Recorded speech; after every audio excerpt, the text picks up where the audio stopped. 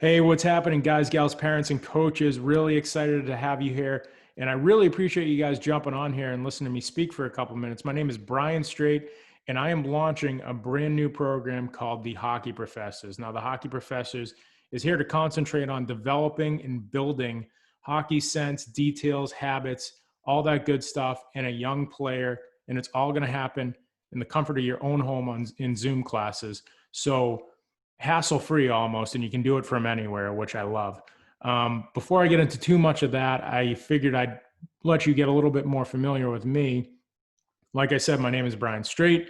I just finished a 10-year professional career where I played in 4 different NHL organizations. Started out with the Pittsburgh Penguins, went on to the New York Islanders, Winnipeg Jets, and then I finished up with the New Jersey Devils, who I actually currently work for as a professional NHL scout. Before that, I also had a lot of international exposure and play with the U.S. under-18 team. I was the captain of that team. I was the captain of the World Junior U.S. team. And I also went to Boston University for 3 years, and I was able and fortunate enough to win a national championship in 2009 with an excellent team. And all along the way, I had a lot of people, coaches, parents, teammates that really helped propel my career and get me to where I am. So I was very fortunate in that fashion.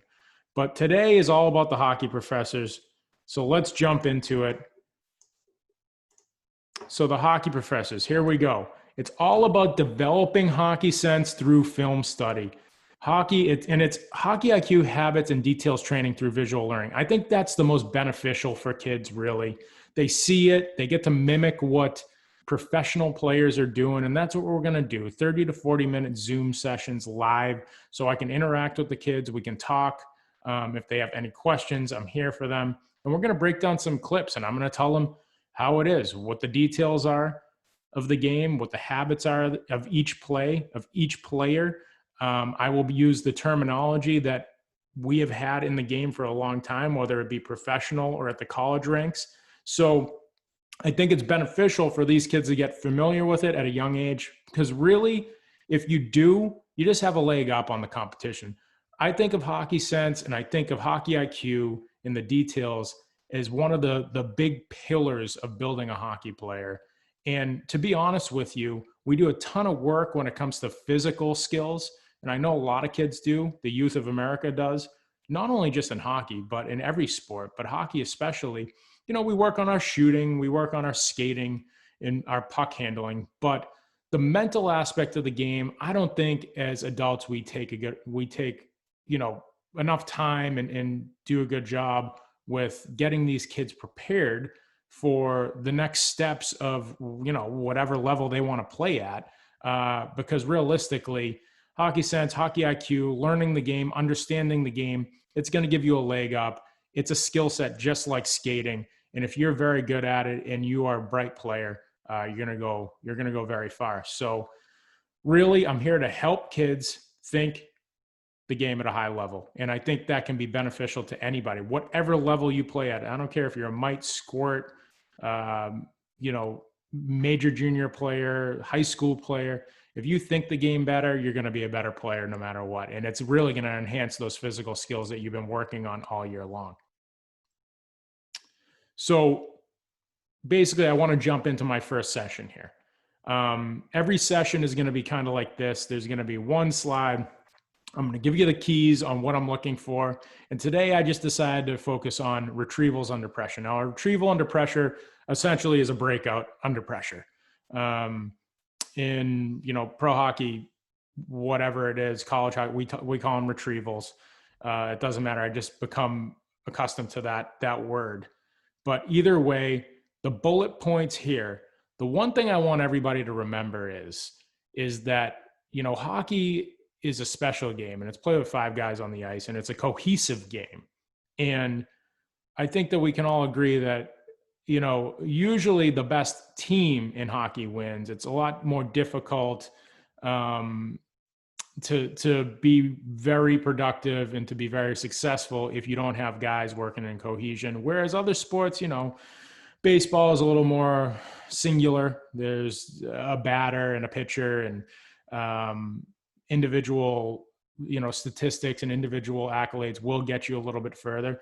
But in hockey, everybody's got to be working together. And that's the one thing that I see when it comes to retrieving the puck, getting out of your zone and getting into the offensive zone. I think that you got to think about it as a 5-man unit moving up the ice, helping each other out, and everyone is a way out of the zone. And, I had a lot of coaches usually harp on that one. Everyone needs to be a way out of the zone. It doesn't matter if you're a forward, a defenseman, a wing, a center, whatever it is, you need to make a difference and get us out of our zone quickly and efficiently so we can get in on the attack, because really we don't want to play in our zone. We don't want to play defense. We want to play on the attack. We want to score goals. Everyone needs to contribute. No cherry pickers. Come on back into the zone, help out, make it easy for everybody. My favorite thing for defensemen to tell them, shoulder check. Shoulder check. A shoulder check is easy. It's look over your shoulder. That's what a shoulder check is. And you can't do it enough.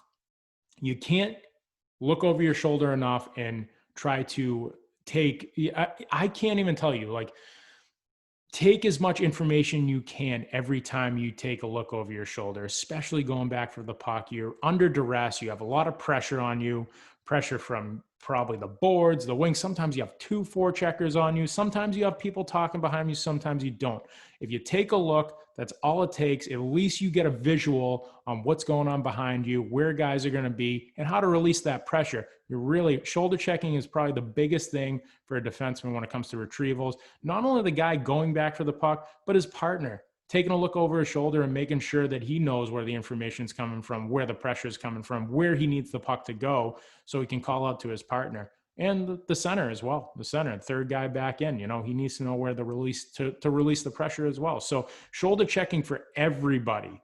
Don't take it lightly, and make sure you do it more than once, really. My good coaches used to always say, 3-4 times, because they knew if I did it 3-4 times in practice, I was going to at least do it once or twice in the game.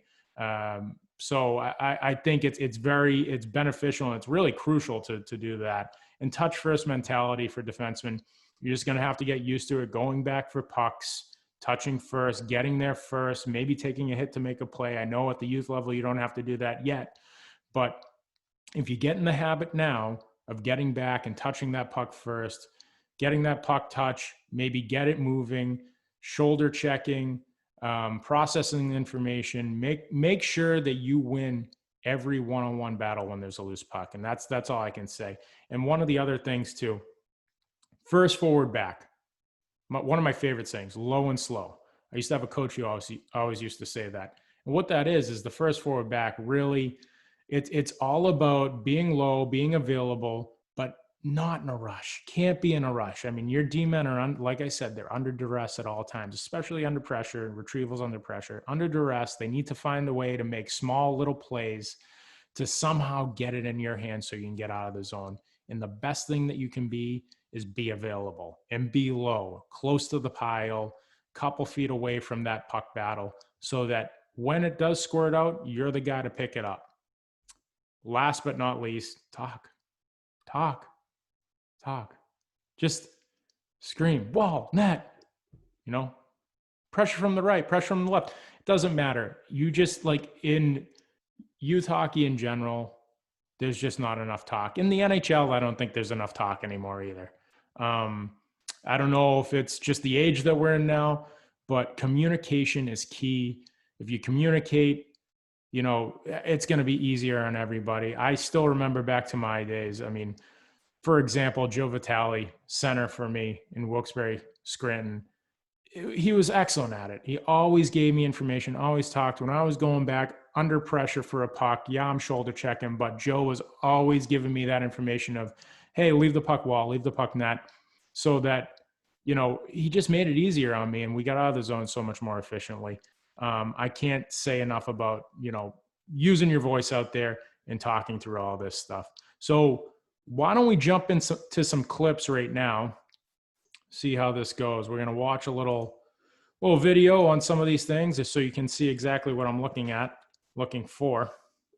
All right, so we get the Vegas Golden Knights here first. Obviously an excellent team. They're still in the playoffs. They get some really good defensemen. I think you could say Shea Theodore is a heck of a player, and so is Alec Martinez, who's won Stanley Cups as well. But let's watch them break this puck out. Very simple. There it is. Dump in. You're going to see it right away. Watch. Watch there. Oh, shoulder check. Shoulder check. He's looking. Pacioretty's looking. You got Martin. Like, everyone's looking over their shoulder. Everybody's getting information. Process that information. Recall. You see where the guys are. You know where they're going to be in a couple seconds. So Theodore's already, he knows that he doesn't have a ton of pressure on him. He's making a plan.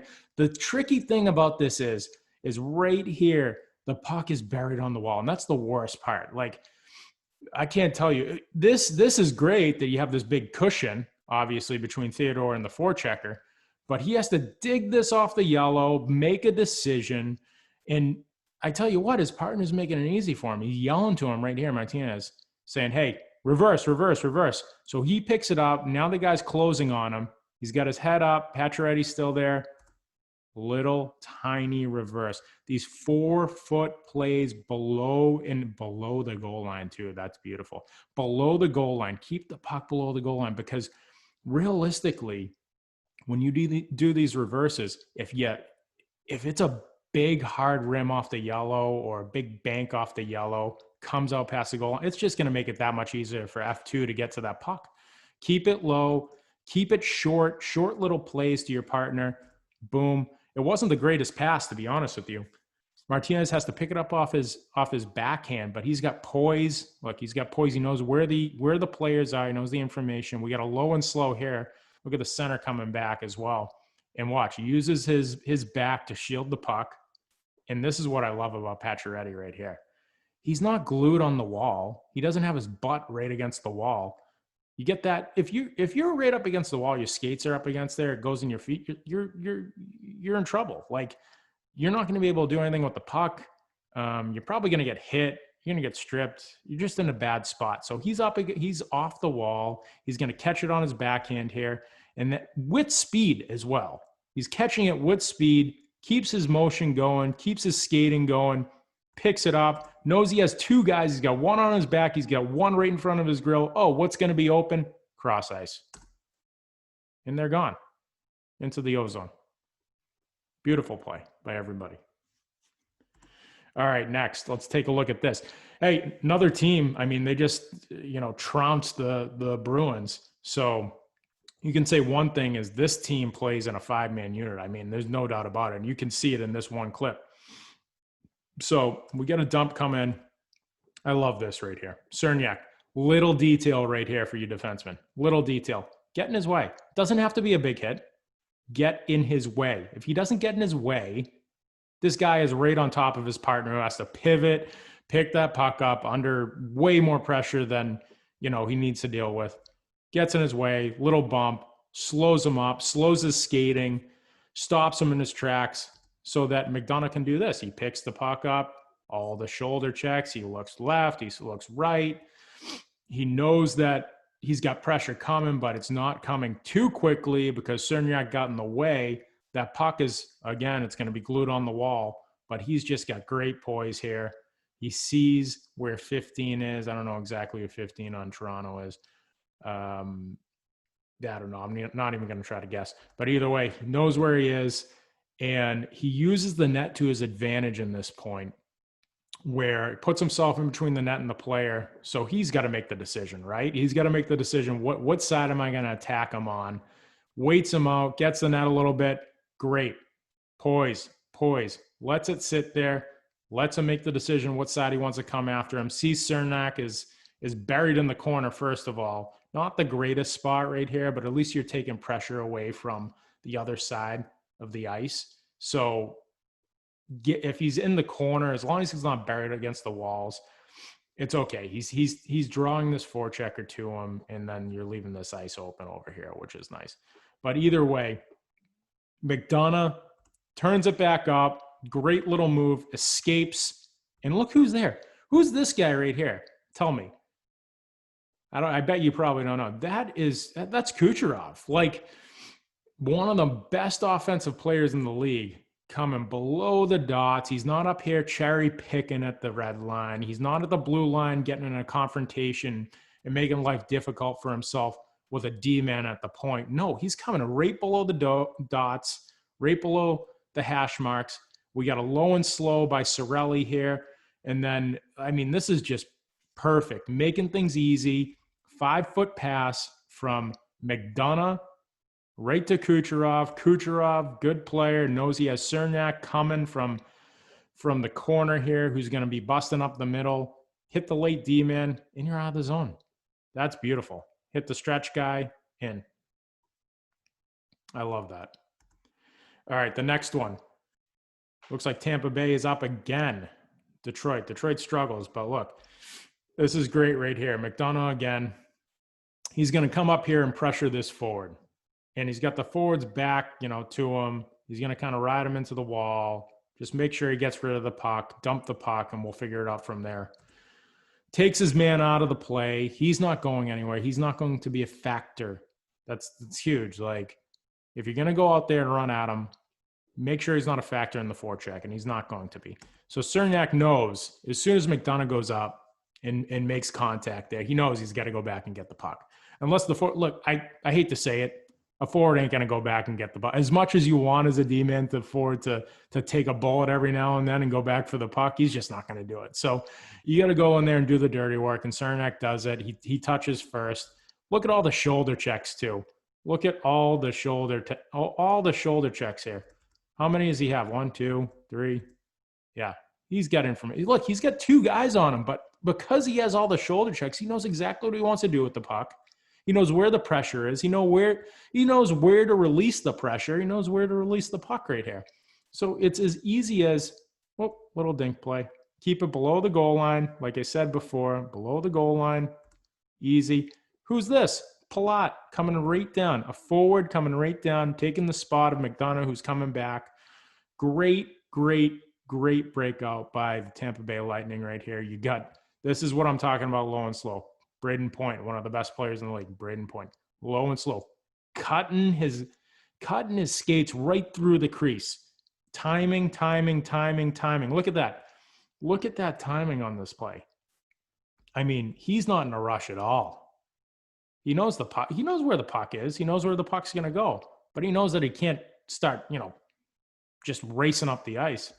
Look at this patience. Look at it. I'm going to let him get it to McDonough here. 5-foot pass. And then McDonough, 5-foot pass. Oh, and that's not a bad picture at all. Braden Point and Kucherov, on a line rush. Those are 2 players you probably want to put on a line rush right there. So that was a great breakout. Like I said, they're a really good team when it comes to 5-man exits. Here's another one. This is a new one. This is Sergachev in Shattenkirk. So the Boston Bruins do a long release up the wall, just a chip and chase, basically. So Shatty, he takes a look. He could probably get to it, to be honest with you. But him and his partner just, they do a great job of reading off each other. And this is what I'm talking about when it comes to the mental side of the game and getting some cohesion with your partner. I mean, smart player. They can just read off each other. Shaddy knows, you know what? I'm going to cut back towards the net. Sergachev has a step on his guy. If he drags him to the corner, if he drags that middle forechecker to the corner, and this forechecker stays pasted on the wall, we're going to have so much room on the other side to exit the ice. So that's exactly what happens here. Sergachev goes in, drags the forechecker. He knows who he has on his back. That's Nordstrom. Nordstrom hasn't passed up a hit ever. So he knows that Nordstrom's going to come, put him up, and I'm just going to make a little dink play by him. Little chip. Shaddy has all the time in the world to exit the zone. Look at that. This is the best compliment you can give a partner right here. Hey, man, every time you give me the puck, I just have so much time with it. That would be the best compliment you could give a partner. The guys that, you don't love having as partners are the ones that they panic and then they don't draw any forecheckers to them. They just give you the puck and you just get absolutely trounced by like 3 players. So if you can draw guys and take a hit, make a little reverse, help your partner out to get a little release room and make a play, that's where it's all at. And Shaddy does a good job. They just kind of whiff on the pass here, but nevertheless, a very good breakout. So this one is a little more involvement by the forward. I think it's Tyson Yost. Here we are playing the New York Rangers. So we got another physical defenseman here in Erik Johnson. He wants to stay up. He wants to hold lines. He wants to make sure makes it difficult on some of these, smaller players. I think that might have been Panarin. So he's going to stay up on Panarin, and Panarin's just going to make a little play by him. But Yost is right there. Smart player. He knows Johnny's going to stay up. I'm going to go pick up the puck behind him. Ends up back there. He's got a guy riding his back. And this is great to see from a forward, really, because I can't say every forward wants to do this, but this is excellent. This is like absolutely excellent. Comes back. He's shoulder checking. He knows where the pressure is. It's on the outside. And then it comes back to the inside. He's going to make a little play. He's going to drag him towards the net. And where's this puck going to go? It's going to be a reverse. But what's going to happen, right? Like, what did we just talk about? That reverse got to stay below the goal line. That's where it's got to stay, or else we're going to be in trouble. Below the goal line, gives time to Girard so that he can get it up the wall and get it past, I believe, Panarin. Because if that thing's up here, it's a turnover. It's a turnover. There's Johnson back. Girard makes a little chip up the wall. Great wall play. Don't love that he's pasted on the wall, to be honest with you. That's not my thing. But sometimes, sometimes you have to do what you have to do. He might have been thinking that Yost was going to be coming back around the net, had his skating, and then curled back, put his butt against the wall. Either way, he makes a good play. Off the skate, little tiny 2-foot pass to Johnson, who's coming up ice. And guess who's going to get the puck? Tyson Yost. All the way from 200 feet away. He makes the play to get them out of the zone, and he gets rewarded by getting the puck and going in on the line rush. Just misses this really nice play to go in for a little chance. But nonetheless, that was an excellent breakout. So another team that does a great job as a 5-man unit who just got knocked out, Carolina Hurricanes. They're really excellent. They play tight. They help each other out. Like I said, they'll all come back and play below the dots if they have to. Right here, perfect example of their team in a nutshell. You got the big, tough Joel Edmondson staying up, making sure that this guy doesn't get past him. Puts a little bump on him, makes it hard on him, makes sure that he can't affect the forecheck the way he wants to. So you just got to deal with one guy. You got to deal with one guy, and you got 3 back, basically. Really good two-way defenseman, smart guy, probably one of the most underrated defensemen in the league in Jacob Slavin. I mean, this is a cakewalk for him every time, because this is his bread and butter. He's got 2 helpers and he's got 1 forechecker. He's going to make this play every time. And you know what else makes it easy? He's got Justin Williams, the veteran, over here yelling to him, telling him what's going on, telling him where to go with the puck. Hey, over. It's wide open over here. Give it to me. So he sees him, little backhand play over to Williams. Not the greatest pass, but we'll take it. Might have flubbed it a little bit, and then Williams just does a great job of handling this and making sure that he gets it out of the zone.